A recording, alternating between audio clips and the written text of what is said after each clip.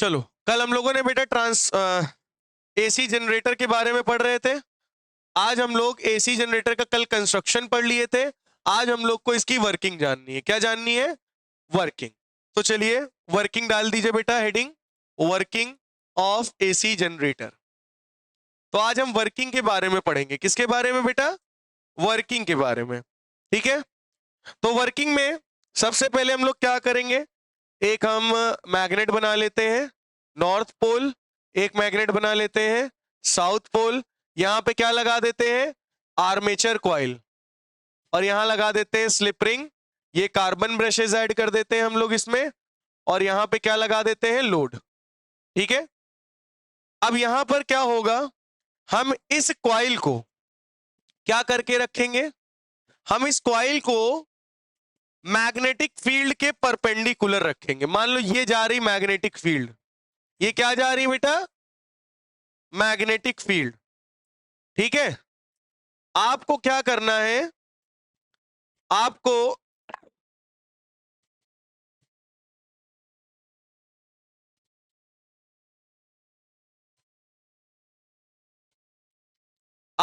Coil को ऐसे रखना है।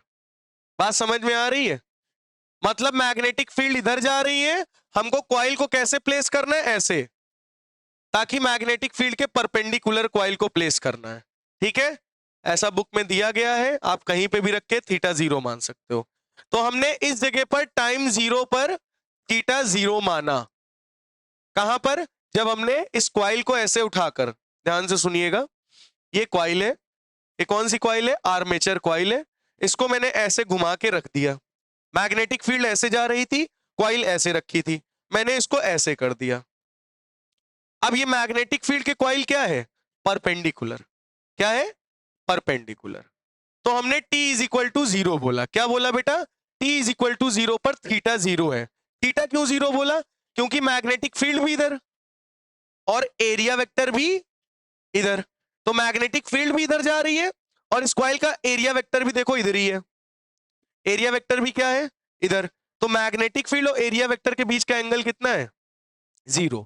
तो टाइम 0 पर ये अभी कॉइल स्टेशनरी कंडीशन में है। टाइम 0 पर थीटा कितना है? 0। कॉइल कैसे रखी है? प्लेन के परपेंडिकुलर। तो plane of coil is perpendicular, plane of coil is perpendicular. Plane of coil क्या है बेटा? परपेंडिकुलर। किसके परपेंडिकुलर? टू मैग्नेटिक, किसके? To magnetic field lines. किसके परपेंडिकुलर है? ये किसके परपेंडिकुलर है? मैग्नेटिक फील्ड लाइंस के परपेंडिकुलर है। ठीक है, after time T, after time T, कुछ समय बाद ये कॉइल क्या करेगी? ये कॉइल हल्का सा रोटेट कर जाएगी ऐसे। ये ऐसे थी 90 डिग्री पर, हल्का सा रोटेट कर गई। मैग्नेटिक फील्ड तो अभी भी इधर ही है, बट एरिया वेक्टर जो इधर था वो इधर नहीं चला जाएगा। एरिया वेक्टर जो इधर था वो इधर नहीं चला जाएगा। तो मैग्नेटिक फील्ड इधर, एरिया वेक्टर इधर, दोनों के बीच में कितना एंगल बना? थीटा। तो टाइम टी पे थीटा कितना हो गया? थीटा। थीटा हो गया। थीटा पहले से कितना था? 0 था। अब थीटा कितना हो गया? थीटा हो गया। मतलब after time T it rotates through, it rotates through, क्या करेगा बेटा ये? It rotates through angle theta. Angle theta. कितने एंगल से रोटेट करेगा? थीटा। भाई टी टाइम 0 पर, टाइम 0 पर ये ऐसे था, टाइम 0 पर ऐसे था, थीटा 0, मैग्नेटिक फील्ड इधर, मैग्नेटिक फील्ड इधर, एरिया वेक्टर भी इधर, थीटा 0। कुछ टाइम बीता तो ये कॉइल ऐसे मुड़ गई, ये कॉइल ऐसे मुड़ गई, कॉइल मुड़ी टाइम टी पर, तो टाइम टी पर कितने एंगल रोटेट की? Theta angle. कितने एंगल रोटेट की? ये ऐसे थी, थीटा एंगल ऐसे रोटेट कर गई। क्यों? मैग्नेटिक फील्ड इधर, अब एरिया वेक्टर किधर चला गया? मान लो ऐसे मुड़ गई तो एरिया वेक्टर इधर चला गया, मैग्नेटिक फील्ड इधर, एरिया वेक्टर और मैग्नेटिक फील्ड के एंगल के बीच का कितना बन गया? थीटा। तो टाइम टी में कितना एंगल रोटेट किया? ये कितना एंगल रोटेट किया?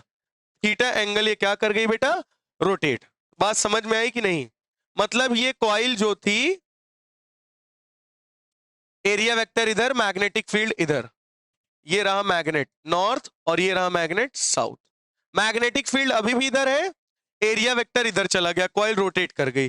तो आफ्टर टाइम टी ये कॉइल क्या कर गई, थीटा एंगल पे रोटेट कर गई। बात समझ में आई? पहले क्या था, एरिया वेक्टर और मैग्नेटिक फील्ड, एरिया वेक्टर भी इधर, मैग्नेटिक फील्ड भी इधर, तो थीटा क्या था, 0 डिग्री। अब एरिया वेक्टर इधर, मैग्नेटिक फील्ड इधर, तो एरिया वेक्टर और मैग्नेटिक फील्ड के वेक्टर के बीच में अब एंगल कितना है, कितना है, थीटा। कितना है बेटा, theta is the angle between area vector and magnetic field.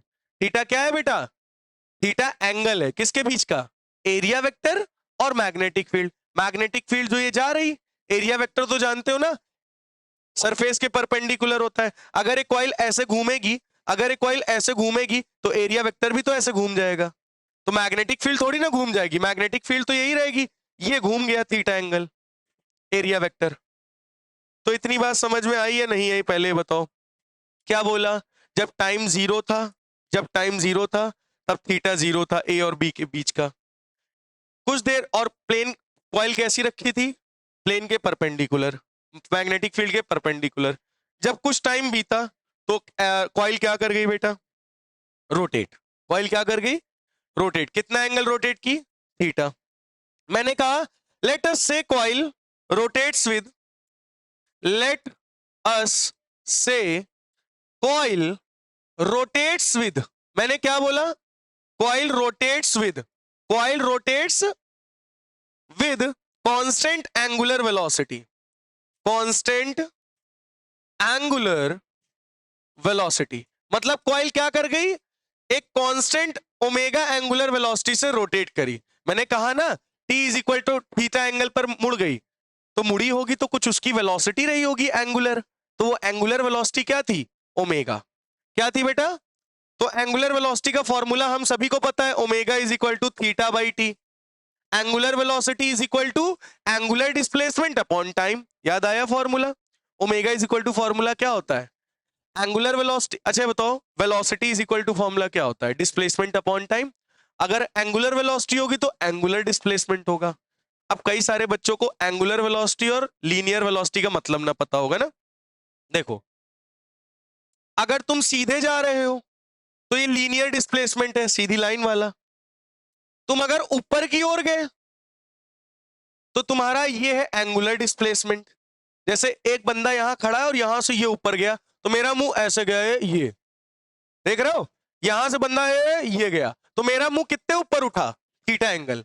मेरा मुंह कितने ऊपर उठा, थीटा एंगल। तो ये है एंगुलर डिस्प्लेसमेंट। अगर मैं ऐसे सीधे देख रहा हूं जा रहा है, ये लीनियर डिस्प्लेसमेंट।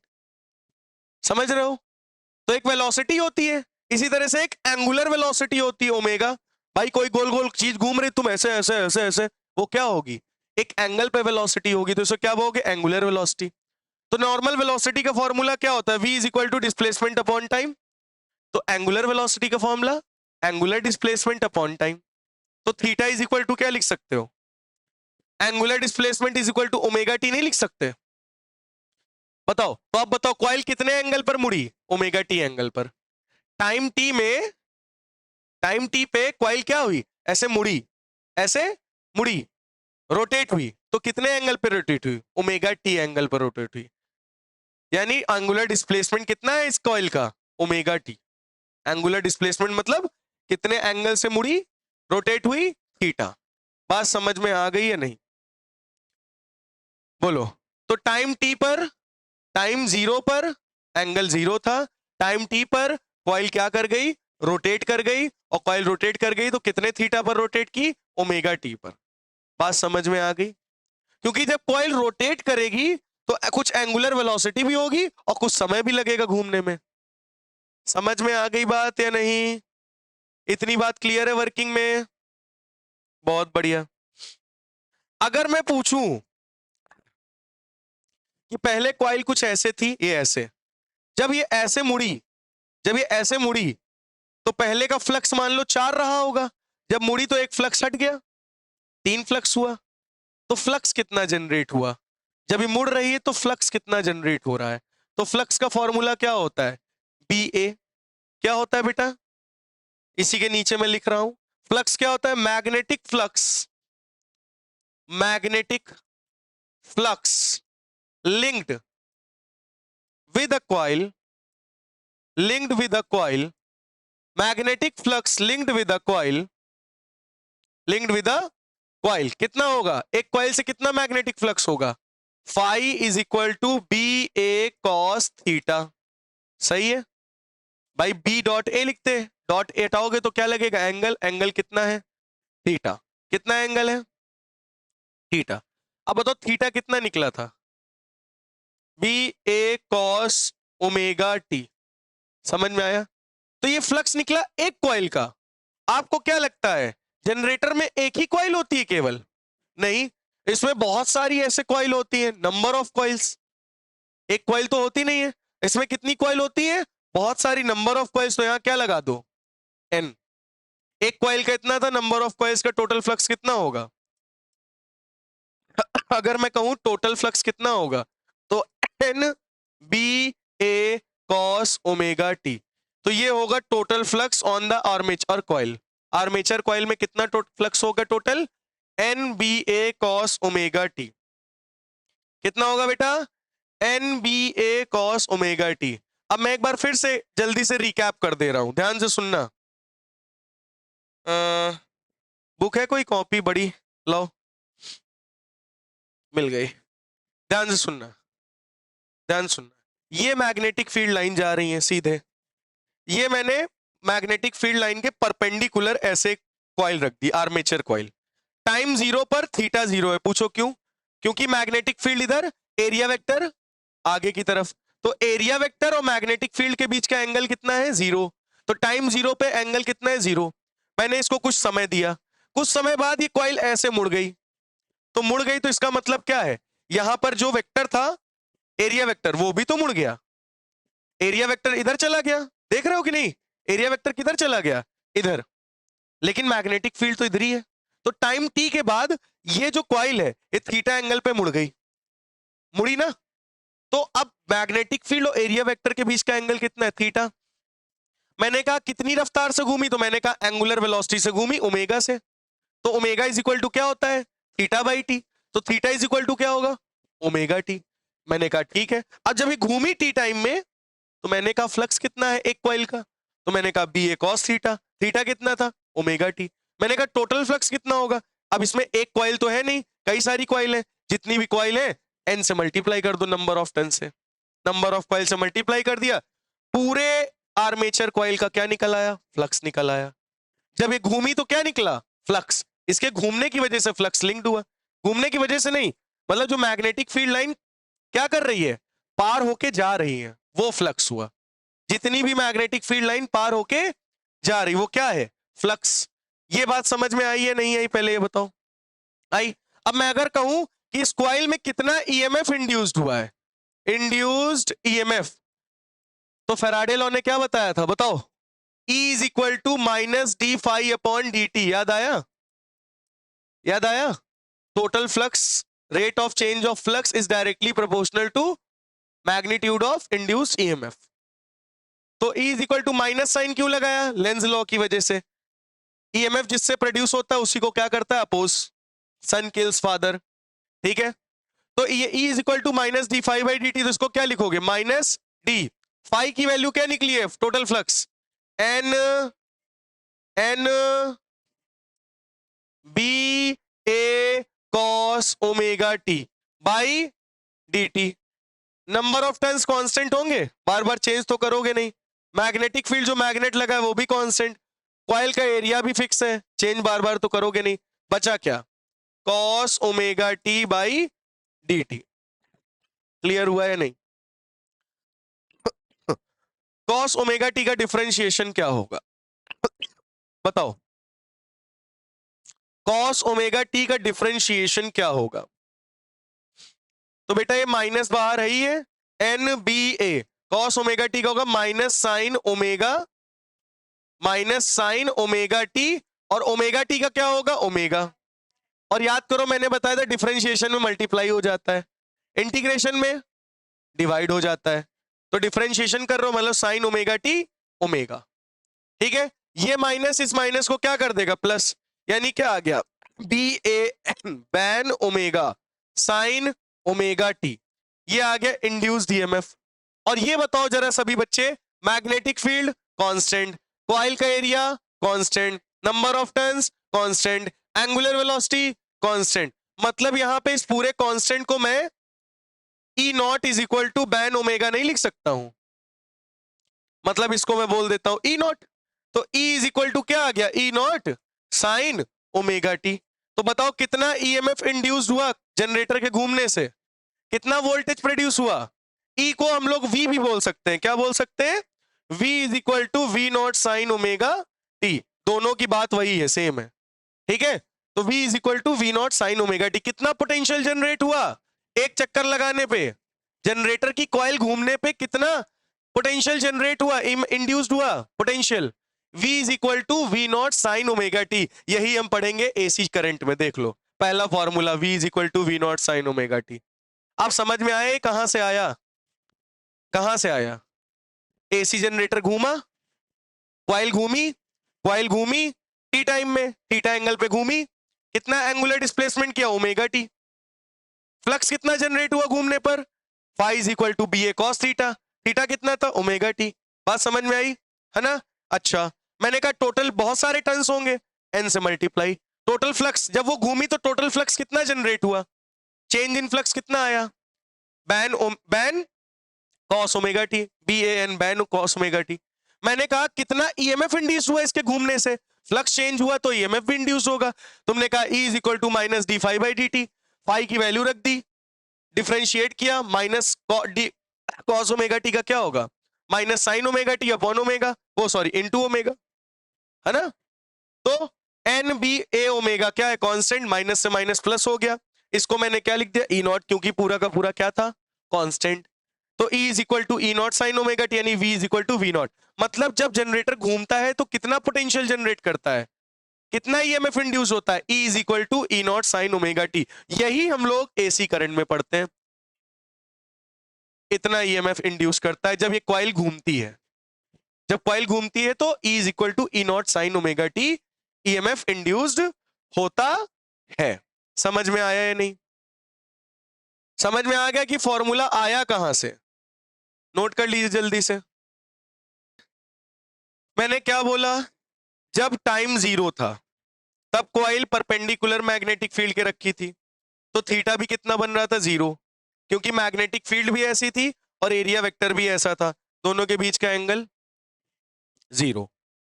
जब मैंने कुछ समय टाइम टी बाद कॉइल को ऐसे करके रोटेट किया, कॉइल को ऐसे करके रोटेट किया, मैग्नेटिक फील्ड इधर, एरिया वेक्टर तो इसी के साथ बढ़े, तो मैग्नेटिक फील्ड और एरिया वेक्टर के बीच के एंगल कितना बना थीटा। तो टी टाइम बाद थीटा एंगल वो घूमी कॉइल, जब घूमी थीटा एंगल तो मैंने कहा उसकी वेलोसिटी कितनी होगी, मैंने कहा ओमेगा होगी, ओमेगा इज इक्वल टू होता है theta by T angular displacement upon time. मैंने कहा कितना एंगल घूमी, तो मैंने कहा theta is equal to omega T, पता चल जाएगा। मैंने कहा कॉइल घूमी होगी तो कुछ फ्लक्स भी चेंज हुआ होगा, कितना हुआ होगा, phi is equal to B A cos theta, theta कितना है ओमेगा टी, ठीक है।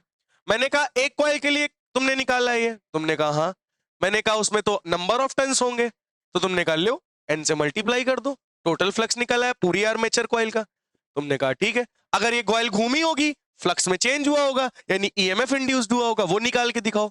तुमने कहा E is equal to minus D phi by D T, हमने कहा ठीक, तो टोटल फ्लक्स कितना निकला, तुमने कहा ये निकला, रख दिया, एन बी ए कॉन्स्टेंट है बाहर ले लिया, कॉस ओमेगा टी बचा, माइनस को भी बाहर ले लिया, कॉस ओमेगा टी का डिफरेंशिएशन किया minus sine omega T, minus से माइनस क्या हो गया प्लस, ओमेगा टी का ओमेगा बाहर, तो बैन ओमेगा क्या था कांस्टेंट, मैंने इसको बोल दिया ई नॉट, क्या निकला है E is equal to E naught sine omega T. मतलब कॉइल जब जनरेटर की घूमती है तो कितना पोटेंशियल जनरेट करती है, V is equal to V naught sine omega T.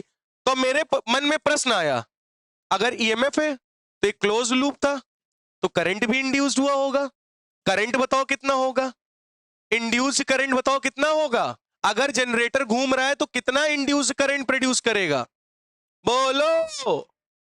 तो I इज इक्वल टू क्या पढ़ा है तुमने, डेल्टा V बाई आर, पढ़ा है नहीं पढ़ा, पढ़ा है नहीं पढ़ा, बहुत बढ़िया।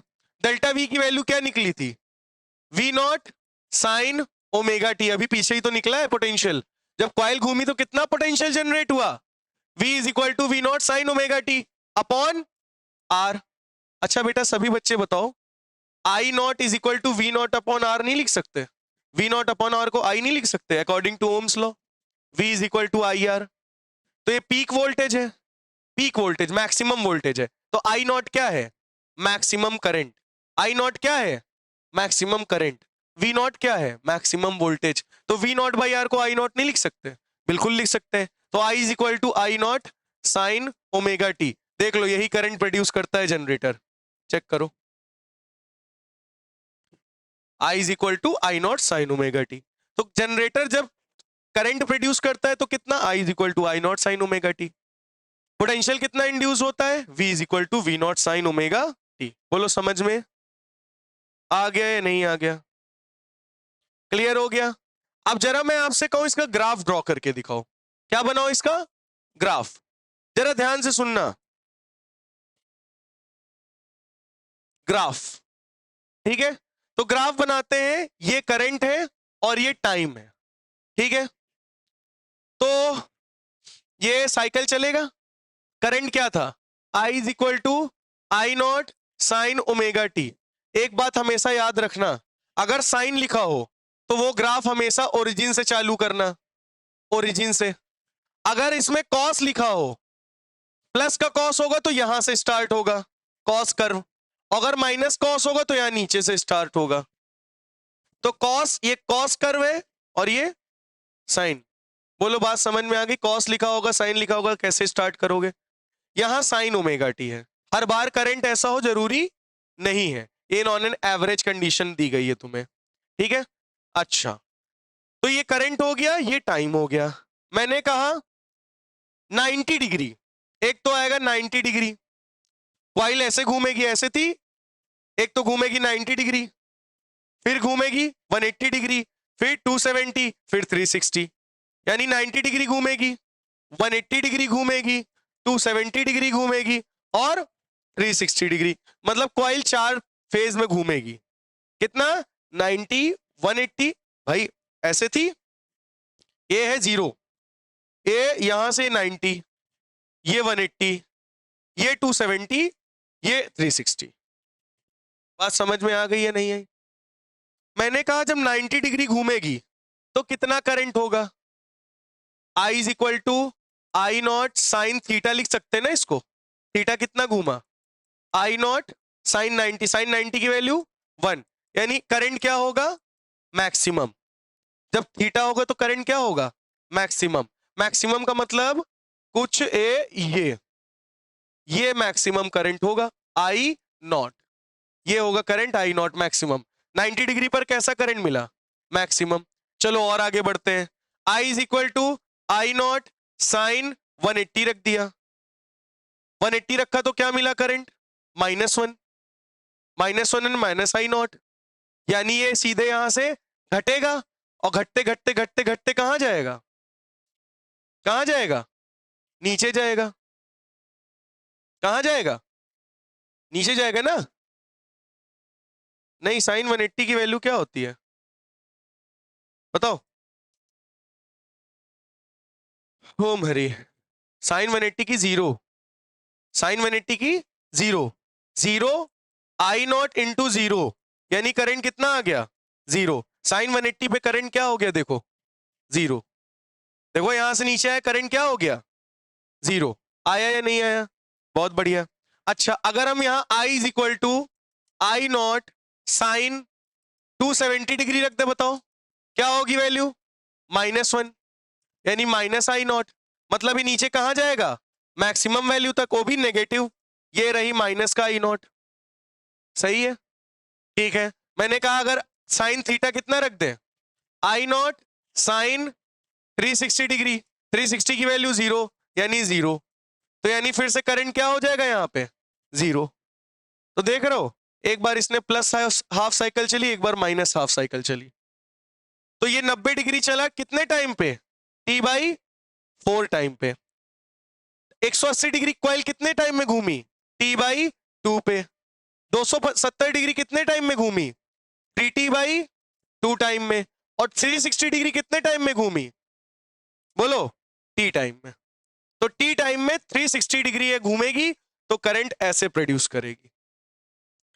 बात समझ में आया या नहीं? क्लियर हुआ? पक्का? इस ग्राफ को बना लीजिए। यहां पर आपका चैप्टर आज होता है खत्म, इलेक्ट्रोमैग्नेटिक इंडक्शन। इसके बाद हम लोग चालू करेंगे एसी करंट, अल्टरनेटिंग करंट। और अल्टरनेटिंग करंट की नींव यही है, ये जो मैंने आज आपको समझाया। और हमने आपको यहां पे दो इक्वेशंस दी, एक तो करंट की I is equal to I naught sine omega T, और एक दी V is equal to V naught sine omega T. जब हमारा जनरेटर घूमता है टाइम t में, तब इतना करंट और इतना वोल्टेज जनरेट करता है। बात समझ में आई? अब हम लोग नेक्स्ट चैप्टर में चालू करेंगे अल्टरनेटिंग, मतलब नेक्स्ट चैप्टर है अपना अल्टरनेटिंग करंट। इसको आप नोट कर लीजिए, नेक्स्ट लेक्चर में मिलते हैं।